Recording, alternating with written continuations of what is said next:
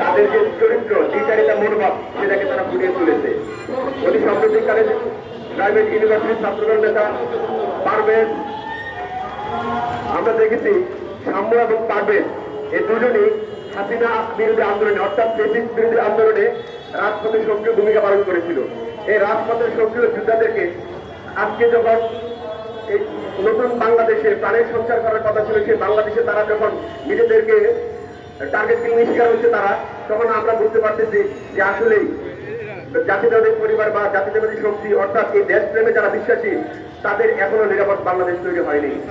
এই নিরাপদ বাংলাদেশ তৈরি করতে হলে আমাদেরকে প্রতিটি ক্যাম্পাসে নিরাপদভাবে এবং দেশপ্রেমিক যারা আছে তাদেরকে নিয়েই কাজ করতে হবে।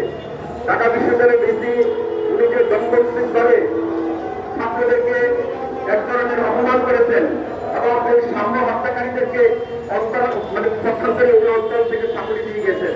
কারণ ওদের একজন ভিসি হয়ে এভাবে বলতে পারে না, ছাত্রদের সাথে এরকম রোল আচরণ করতে পারে না।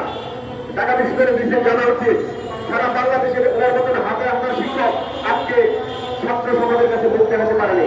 তার একটি কারণ তারা ছিল হাসিনা বছর, তাদের ছাত্রদের সাথে তাদের সম্পর্ক ছিল খুবই গর্হিত। ওনার আচরণের মধ্যে ছিল অন্যান্য শিক্ষকদের।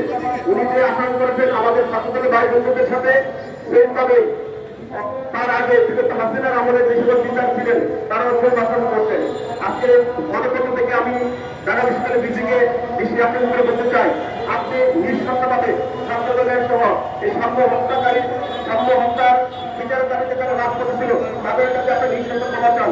যদি আপনি ক্ষমা না চান তাহলে আপনি বাংলাদেশের ছাত্র বিজেপির বিজেপি এই আসনে থাকতে পারেন না। এই আপনার আচরণ খুনিদেরকে আরো উৎসাহিত দেবে।